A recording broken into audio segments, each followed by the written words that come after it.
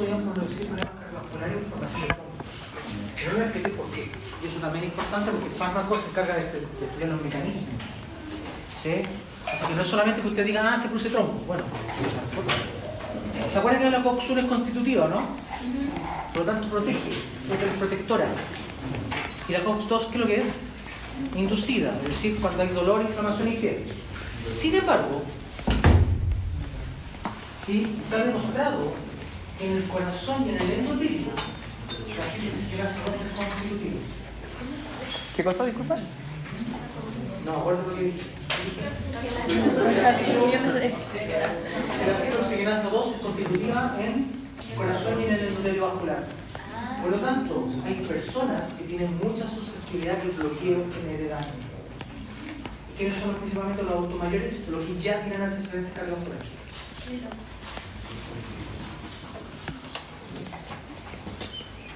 ¿Vale? Así que hay un tema que se me olvidó mencionarles porque solamente le había dicho que procedía a problemas cardíacos. Moraleja, lo nuevo no significa que sea mejor. Bien, sigamos con la inflamación, pero ahora con inflamaciones más severas. Los AINES se ocupan para inflamaciones leves a moderadas. Y los corticoides son excelentes antiinflamatorios, pero que se ocupan para inflamaciones moderadas a severas. ¿Ok? Se llaman corticoides, corticosteroides, ¿sí? Glucocorticosteroides, tienen una serie de nombres. Entonces los corticoides se ocupan como una línea que funciona cuando no funciona. A dolores donde ya el aire no... Ciertas inflamaciones complejas, sobre todo traumatológica, dermatológica, donde el aire ya no tiene que ver, muchas veces tiene que ver más con el sistema inmunológico. No es un traumatismo directo. Por concepto, son inmunosupresores y son antiinflamatorios. Esto es muy importante que lo tengan en cuenta, porque si yo tengo una persona que está usando corticoides todos los días, vía oral, de alta dosis, es una persona que generalmente se puede enfermar mucho, porque está inmunosuprimida. El VIH es una enfermedad inmunosupresora. Los corticoides son sustancias inmunosupresoras. Pero veamos el lado bueno. ¿Para qué podrían servir entonces? Para enfermedad autoinmune, trasplante, donde yo necesito evitar una respuesta exacerbada o elevada de la respuesta inmunológica.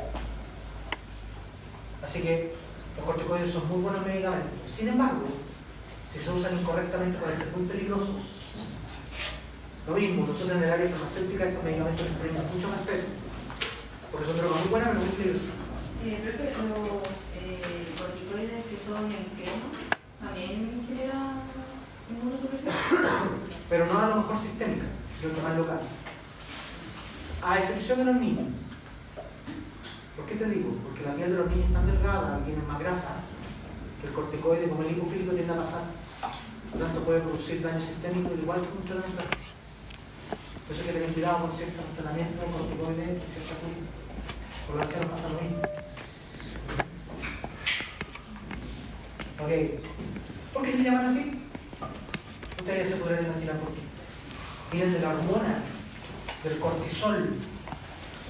Es una hormona que tiene funciones y roles muy importantes en el cuerpo. Es una de las hormonas del estrés crónico. Por lo tanto, las personas que sufren de estrés, ¿qué tienen más posibilidades? ¿De enfermarse o no enfermarse? De enfermarse, porque el estrés te va bajando la respuesta inmunológica. El tratamiento médico, dice. El tratamiento médico es un tratamiento local y por semana. Hay personas que ocupan tratamiento sistémico. ¿Sí? Resulta muy importante conocer la farmacología. En medicina, la última opción es usar oral. Como por ejemplo lo que les comenté, el caso de mi señora que empezó a tener un Steven Johnson, que sí le tuvieron que dar una dosis súper alta. ¿Sí? De prednisona los primeros 5 días. Después le empezaron a bajar a poquito. Pero si es posible, hay que usar tratamiento. Eso requiere corticoides, pero está hiperreactiva esa. No me desconcentres, porque estaba hablando. Es que ya es tarde, ya, entonces uno también ya la mente ya no funciona. Ya. Eso. Los corticoides se tienen que usar oral, sí, oral, cuando realmente corresponda, si no, ojalá usar el tratamiento local más específico, dermatológico, inhalatorio, nasal, ¿sí? Etcétera, porque por supuesto que ahí los efectos adversos son mucho menos. Así que eso hay que tenerlo súper en cuenta. ¿Cómo se regula la síntesis de cortisol? Volvamos a la historia de los H2. Acuérdense que se regula por el eje hipotalámico hipofisiario. ¿Sí? El cortisol se secreta por medio de la estimulación del hipotálamo y del hipófisis que secreta CRH y nuestra famosa hormona ACTH. ¿No es cierto? Eso es importante. De ahí vamos a hablar de la foto, por si acaso. Va a tener que pagar ¿no es cierto? De ahí lo vamos a conversar. CRH, CTH y corticoides. Entonces, ¿qué pasa con los niveles de corticoides a medida que pasa el proceso? Empieza a subir. Cuando llega un momento que sube, el sistema se desensibiliza y va a hacer una baja. Entonces, uno lo que ve es un ciclo circadiano. ¿Cierto? En ciertos momentos del día está elevado y en ciertos momentos del día está disminuido. Por lo tanto, es un sistema circadiano. ¿Por qué estar alto en la mañana y por qué estar alto en la noche? Esos son los elementos del sistema, ¿cierto? ¿Y cuál es la función del corticoide del cortisol en la mañana? Despertar, pero aparte, ¿qué apoya? ¿Qué pasa con la glucosa? La gluconeogénesis y por lo tanto mantiene los niveles de glucosa. Por lo tanto, tiene un rol importante. ¿Sí? Ok. Miren la pregunta. No estamos en clase de fisiología, estamos en clase de fármaco, así que tenemos que llevar todo esto a lo que nos importa. ¿Qué sucede si una persona suspende un tratamiento con corticoide oral de forma abrupta que lleva por varias semanas en dosis alta? ¿Será peligroso para su salud? Tío, bueno o malo, como me preguntaron siempre, ¿no es cierto? ¿Cómo se debe manejar el tratamiento en estos casos? Piensen en lo siguiente. Si yo a una persona le estoy dando corticoides, significa que le estoy dando cortisol. ¿Sí? Imagínense en altas dosis, prednisona 50 miligramos. O sea, ¿qué pasa con el eje, chiquillo? Se regula. Se inhibe o se suprime. Empieza a bajar su capacidad. Entonces, ¿qué pasa con el cortisol del cuerpo? Si yo uso un laxante, el laxante va a mover por el intestino. ¿Qué pasa si uso el laxante? No se va a mover. Por lo tanto, el sistema se acostumbra a eso. Entonces, se va a producir una supresión hipotalámica. ¿Qué significa entonces si la persona está consumiendo todos los días? ¿Sabes que durante 3 meses tenés que usar esta dosis? Y la persona porque le salió un estrío, se hinchó, que son los típicos efectos adversos en los corticoides orales, ¿puede suspender abruptamente? No. Porque se te muere. Así de grave es. Se produce una crisis adrenal, porque si usted suspende abruptamente, ¿qué pasa, chiquillos? ¿Tengo el cortisol endógeno para que haga su pega? No. Tengo suprimido. Eso es lo mismo lo que pasa en el embarazo. Si ustedes usan pastillas anticonceptivas y se quieren embarazar, puede ser la posibilidad de que no aparezca la guagua al tiro. ¿Por qué? Porque como usted tenía suprimido el eje por la hormona, el eje tiene que volver a normalizarse. Y hay personas que el sistema no se normaliza tan rápido. No es tan grave en un embarazo, pero en este caso es muy grave. ¿Será peligroso para su salud? La respuesta es absolutamente sí, porque se puede producir una crisis adrenal. ¿Qué habrá que hacer entonces? Lo que tendrá que prescribirle siempre usted a un paciente que lo va a usar por muchas semanas, oral. ¿Y el tratamiento cómo debe ser? Gradual, e ir bajando por semana.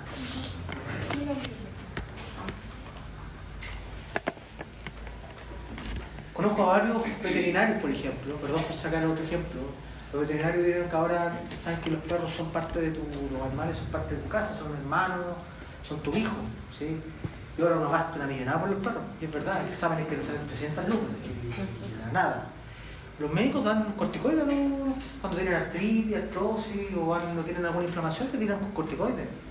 Y el descenso es mucho más lento, a veces se muere hasta 2 meses, porque la recuperación del eje es mucho más lenta. ¿Sí?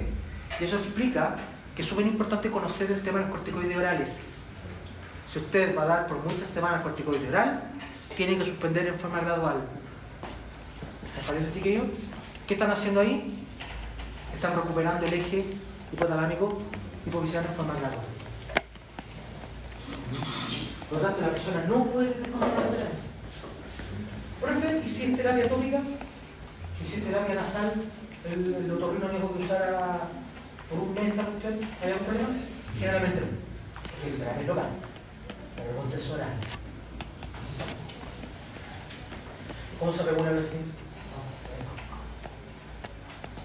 Acuérdense que el ciclo circadiano nos dice que estamos en la mañana.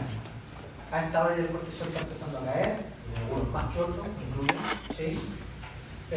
Y después una noche igual no se está el ciclo sobrevigil. El proceso, por ejemplo, de la melatonina, la serotonina. Por eso una persona con estrés muy importante tiene problemas con el pero la persona estaba por el cortisol. Ahora, ¿cómo se llama la enfermedad que produce hipercortisolismo? La clásica. O sea, síndrome de Cushing. Cushing, en inglés. ¿Sí? Ok. ¿Cuál será el mejor horario entonces con tratamiento oral? Para administrar un corticoide. Ocupa en el sentido común. En la noche es poco. ¿Por qué en la noche? ¿Por qué en la mañana? ¿A qué hora es el pico? En la mañana, por lo tanto es lo mismo que un fármaco que oral.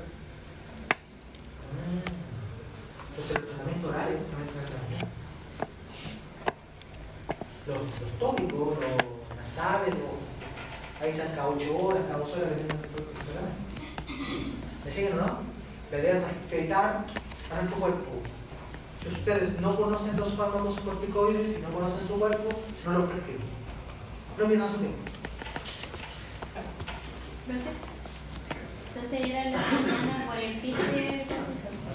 Pero es porque se llega como... O sea, se evita como la llegada a la dosis de Claro, o en la noche, imagínate que tenía un pic en la noche. Eso es lo que puede ocurrir en algunos pacientes. Problemas de sueño, alteraciones de sueño. Entonces, para poder entender los corticoides, hay que saber fisiología y fisiología. Eso es una relación clarísima. Por eso le hablo de Cushing, ¿sí? Le hablo de Addison, le hablo de crisis adrenal, un proceso fisiológico asociado. Bueno, en el endocrino probablemente lo van a estudiar con mucho más detalle. ¿Sí? Estos fármacos son derivados del cortisol, por lo que se comportan de forma muy parecida. ¿Y es verdad? De hecho, el primer medicamento que salió como medicamento derivado del cortisol se llama cortisona. Pero cuando lo empezaron a usar los pacientes, pinchan como sapo, porque hay como pez globo. ¿Viste los pez globos? Así que hay. Después de eso, apareció la hidrocortisona. Y fíjense que terminan en zona o en ona. Eso significa que eso define que es un corticoide. Metilprednisolona, prednisona, dexametasona, betametasona, hidrocortisona. Algunos sí, otros no. Dependiendo de... Hay unos que son más específicos que otros. También esto es una figurita para que la vean. Si ustedes se dan cuenta, lo que yo busco es el efecto corticoide. ¿Qué significa el efecto corticoide? El efecto bueno, el efecto que genera el bienestar. ¿Ok? El efecto antiinflamatorio, el efecto inmunosupresor. Ahora, sin embargo, muchos corticoides, sobre todo los activos, tienen este efecto que se llama efecto mineralocorticoide. ¿Qué significa eso, chiquillos, el efecto mineralocorticoide? Ustedes retienen, porque se parece a la testosterona. Retiene líquido. Te vas a hinchar. Yo lo veo mucho en los niños con leucemia, las personas con lupus. No sé si ustedes probablemente conocen el caso, pero está esta famosa cantante actriz Selena Gomez. ¿Sí? A la Selena le empezaron a... Bueno, ustedes saben que en el internet ahí está imbécil dando vueltas, ¿sí? Y que le empezaron a funar porque le estaban haciendo su cuerpo. ¿Sí? ¿No es porque haya subido de peso? Creo que estaba ocurriendo también, creo que sufre bien. Sufre lupus, ¿no? O sea, que tenía más efecto en la... Exacto, lo que ella probablemente el uso de ella debe ser tan complejo que las dosis que le dan de corticoides es súper alta. Entonces, ¿qué crees que pasa? Empieza a hinchar, empiezan a perder el peso. Y ella como que saliera a declarar eso. Así que también yo veo farándula que uno se informa con la farmacología. Probablemente no. Pero efectivamente, claro, tenéis lupus, ustedes con corticoides, se explica. Van a salir estrellas. Y las estrellas son blancas, son rojas y negras. ¿Sí? Entonces, eso es algo que uno no desea del corticoide, por lo tanto, el efecto negativo. Entonces, ¿cuál sería el corticoide ideal?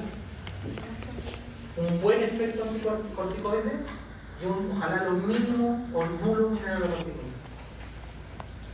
¿Existirán medicamentos que cumplan ese requisito? Les voy a contar que sí. Los corticoides todos hacen lo mismo. Todos son antiinflamatorios, todos tienen propiedades inmunosupresoras. ¿Dónde está la diferencia, chiquillos? En su cinética, en su potencia, en su tiempo de duración del efecto. Por lo tanto, hay drogas que ocupan más dosis que otras. Hay drogas que hinchan más que otras. Y eso es lo que quiero que ustedes aprendan. ¿Vale? ¿Qué hacen los corticoides, chiquillos? Los corticoides, recuerden, que tienen un efecto en la fosfolipasa. Por eso que son tan buenos antiinflamatorios. ¿Se acuerdan de esta figurita antigua? O sea, los corticoides son capaces de bloquear las prostaglandinas. Sí, pero lo hacen más lento.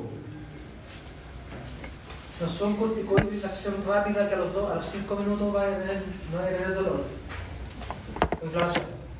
Probablemente se van a demorar un par de días. Este mecanismo, chiquillo, se demora varios días. ¿Por qué? Porque el bloqueo de la fosfolipasa se produce por un bloqueo génico. Es decir, el corticoide, por ejemplo, yo al paciente le estoy dando betametasona, va a llegar y va a entrar a la célula y se va a producir un receptor intracelular. El receptor está acá adentro. Y miren lo que se produce. Es un factor de transcripción. Por lo tanto, lo que vamos a codificar son genes. Y eso se demora varios días. Me pasó muchas veces que había gente después del COVID que quedaron muy maltratados del pulmón, de acá, de la zona bronquial. Empiezan a reactivar bronquial, están tosiendo, están con malestar, están con la presión del pecho, después de un COVID. Entonces, generalmente se da son corticoides, con un inhalador, con un broncohilatador. Y la indicación es, hay que esperar. ¿Por qué? El corticoide va a hacer su efecto antiinflamatorio inmediatamente, se va a demorar un par de días. Efectivamente, la mayoría de las personas dicen que al tercer día ya empiezan a sentirse mucho mejor. Entonces, eso se debe al efecto génico que tienen los corticoides. Entonces, ¿por qué la betametasona cuando a los niños les pica mucho se ponen y les baja el tiro la picazón? ¿Cómo? La betametasona tópica. Es principalmente por el efecto directo de la fosfolipasa, que ese es el efecto rápido. Pero el efecto de la hiperreactividad del bronquio, por ejemplo, es un efecto más lento. Se demora. Buena pregunta. Vámonos a los corticoides. ¿Sí? Esto también lo van a ver en dermatología, porque los corticoides se ven harto en dermatología, se estudian harto. Esa clase la van a ver, sí, la van a comprar ahí las clases corticoides. Y ahí ustedes van a ver que la clasificación puede ser por el tiempo de duración o por las potencias del corticoide. Ahí lo vamos a ver. Acción breve significa que duran menos y son de potencia baja. En español, ¿qué significa potencia baja? Que necesita mucha dosis. Una dosis mucho mayor que la tabla. Potencia, acción intermedia, y acción prolongada, potencia alta. Significa que hasta aquí, o como muy poca dosis comparada con la de arriba. Cada vez que sigan apareciendo corticoides nuevos, lo más seguro que van a aparecer los ultra prolongados. Y esa potencia va a ser cada vez más grande.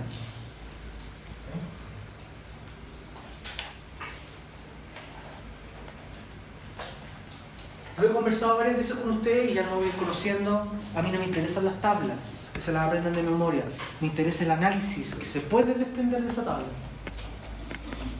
Ustedes se fijan que esta tablita aquí lo que me muestra: la clasificación de los corticoides, ejemplos de corticoides, la potencia o el efecto corticoide y el efecto mineralocorticoide. Está en número, está en un número. la duración de la acción y la dosis equivalente. Antes de partir, quiero que miren las dosis. Miren los de potencia baja. ¿Qué dosis ocupan respecto a los de acá abajo? Mucho más, por lo tanto son baja potencia. Potencia baja, potencia intermedia, potencia alta. O sea, la cantidad es mucho menos veces que tengo que ocupar para producir el mismo efecto. Y eso ustedes lo van a ver en la DEXA y en la beta. La cantidad de las concentraciones que lo ocupan son súper bajas. ¿Sí? Muy cortito. Pero si yo a un paciente le voy a dar hidrocortisona, tiene una concentración que es mucho más alta.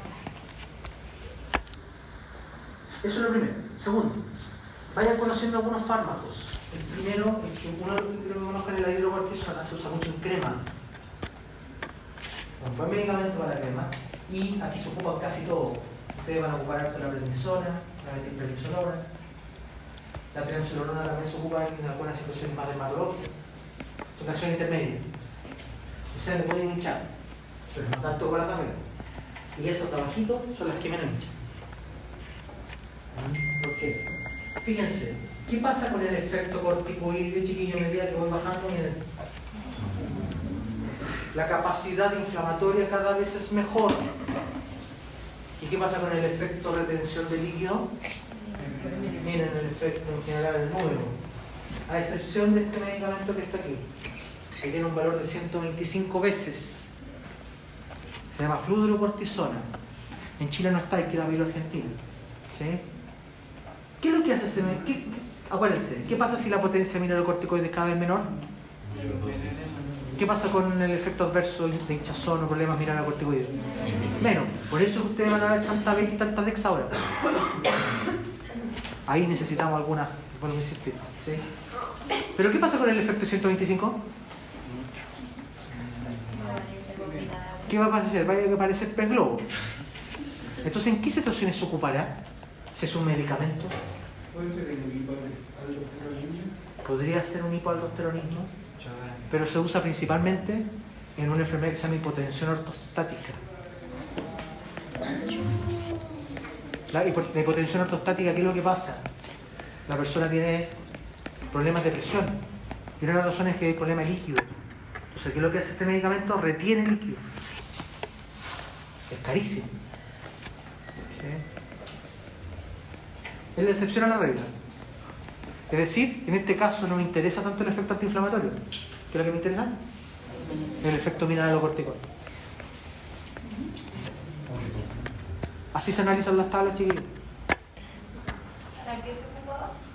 Para la hipotensión ortostática. Pero... Se trata de fluorocortisona. Profe, pero se asocia cuando el problema tiene que ver con una hipovolemia. Ah, por eso. Ya. Elementos de aerodinamia. No baja la retención. Ya. Bueno, otra forma de clasificar los medicamentos es de acuerdo a su vida. Por ahí, los medicamentos hay de todo. Hay betametazoina oral, hay betametazoina tópica. Pero sí, quiero que se den cuenta de que hay medicamentos inhalatorios, y son 3. Hay un par más, pero estos son los más importantes. Ténganlo en cuenta porque de ahora en adelante tienen que conocer los inhalatorios. ¿Cuáles son? Las betametazoina, la fluticasona y la budesonida. Entonces con A o con E, la terminación. Son drogas inhalatorias. Son los tratamientos de base para un asma crónico. Yo. Otro medicamento que ustedes van a conocer harto es el acetato de mometasona también. Se ocupa harta la mometasona. Son varios que se ocupan, pero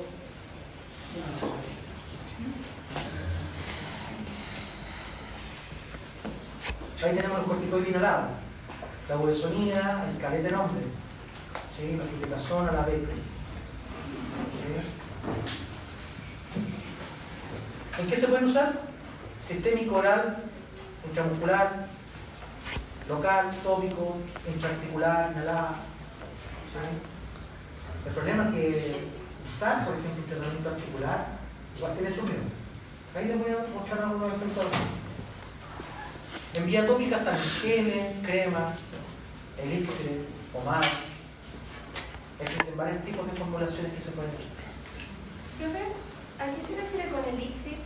Qué buena pregunta, me trajo recuerdo. Los elixir lo preparaban los boticarios antiguos, donde tú agregabas, porque muchos fármacos en polvitos son muy difíciles de disolver en agua.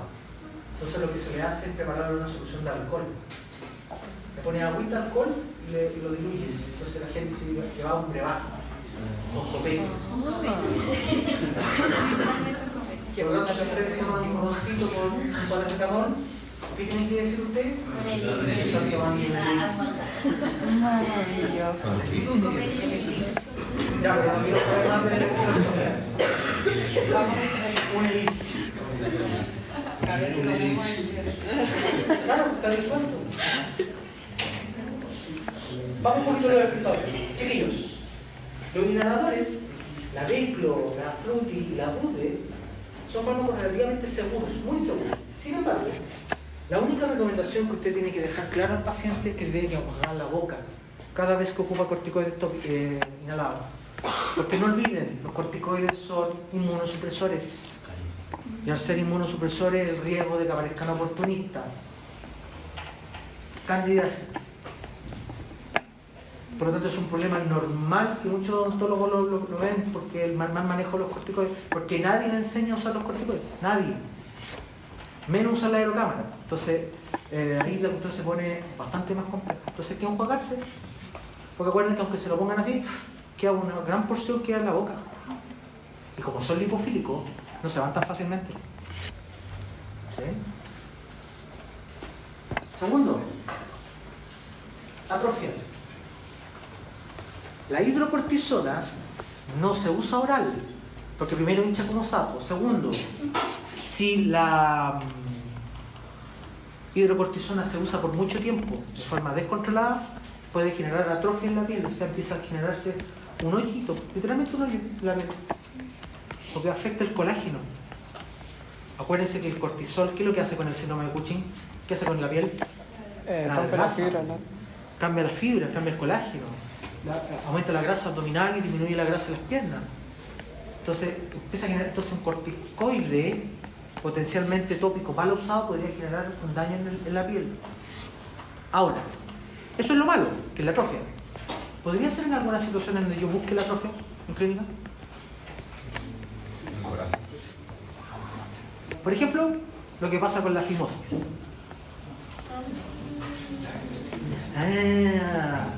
Ahí, ¿qué es lo que estoy buscando? ¿Qué estoy buscando en la piel?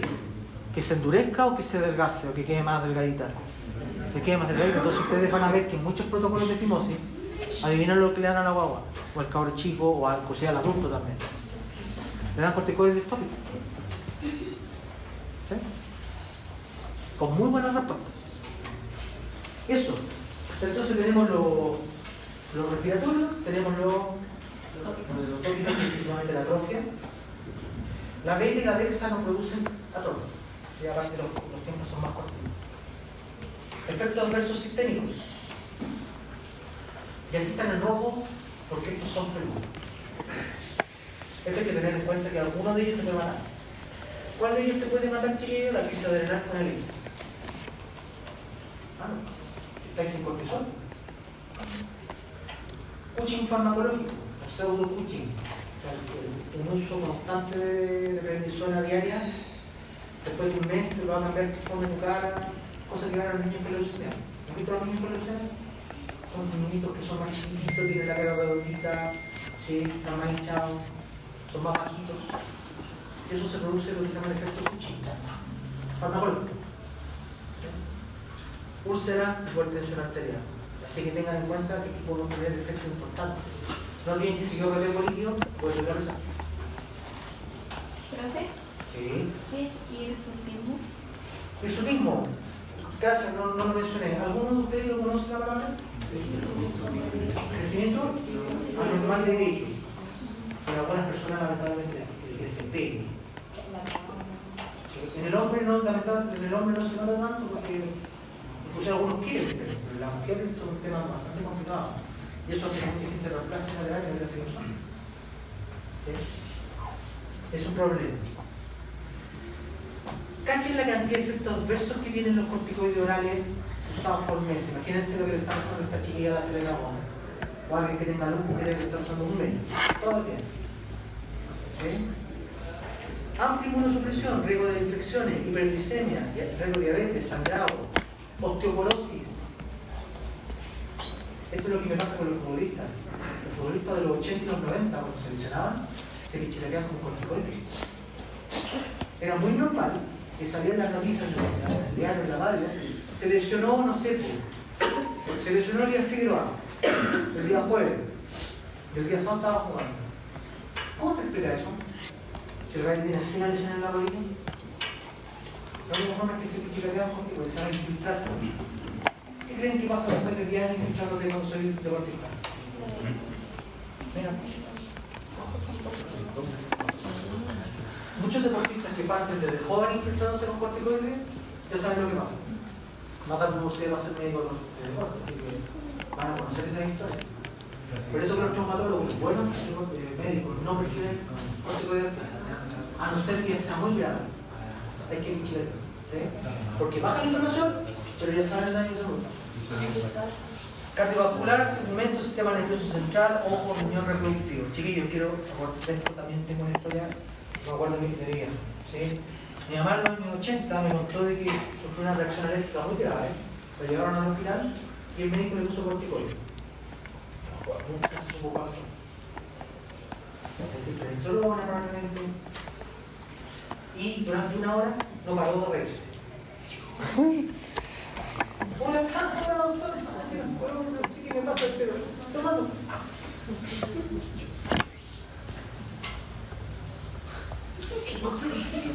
Yo le digo vieja loca. Yo le digo vieja loca. ¿Qué podemos hacer entonces los corticoides de la van a sacar barata, ¿no? No, porque se cambia el aprendizaje. Producen depresión. Está prohibido los corticoides en depresión. La persona depresiva no puede ser o dosis muy chiquititas. Me acuerdo que la dermatóloga cuando vio a mi señora, una de las primeras preguntas que le dijo, oye, ¿tú sufres de depresión? No, me dijo, no sufro nada, qué bueno, porque cuando una persona es depresiva tenemos que bajar, tenemos que usar las menores dosis. Y eso es malo para ti porque tenemos una autonomía. Entonces, ahí tú primero te das cuenta que los corticoides, el cortisol tiene efecto acá también. Retención de sodio, bueno, ya lo he conversado con la y para ir cerrando, chiquillos, ¿cómo debe ser el tratamiento? ¿Día continuo o día alterno? Va a depender del esquema que haya, del progreso. Pero sí, es importante que si las dosis son muy altas, por vía oral, el tratamiento se vaya produciendo en una cabeza. Pero que si el tratamiento inflamatorio, generalmente no. El tratamiento tópico, generalmente no. Es cuando lo que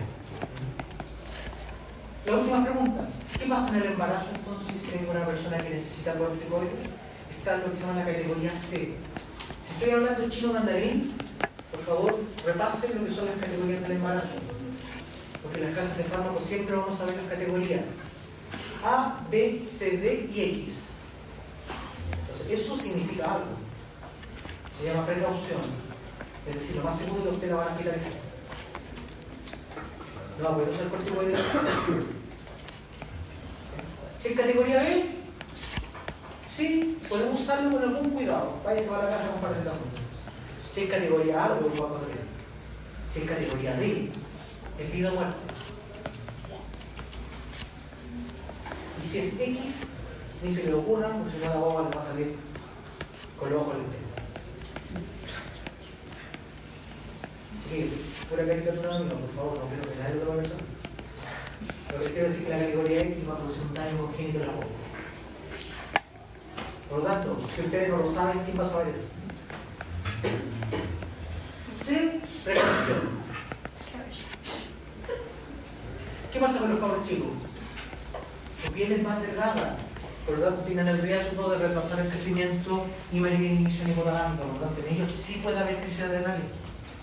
Por eso, si tienen que ir a ver al pediatra, tienen que ir a un dermatólogo pediátrico, tienen que ir a una persona que sepa el uso de corticoides en pediatría, porque si no ya saben la embarrada que se produce. ¿Sí? Si no saben, no se metan por los corticoides.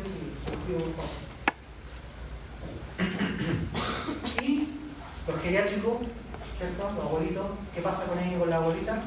Lo que más ha reportado incidencia de hipertensión debido a la retención de líquido y a los abuelitos, el solo hecho de ser más viejitos y son más firmes, son más duros. Por lo tanto, aumenta la resistencia bajo el perímetro. Y si a eso le pongo un poquito más de agua, la presión arterial se le va a dar. Pero también se puede ocupar, no hay mayor problema si se usan en forma corta. ¿Estamos? ¿Tú no? ¿Alguna duda, alguna consulta, alguna observación, algún comentario?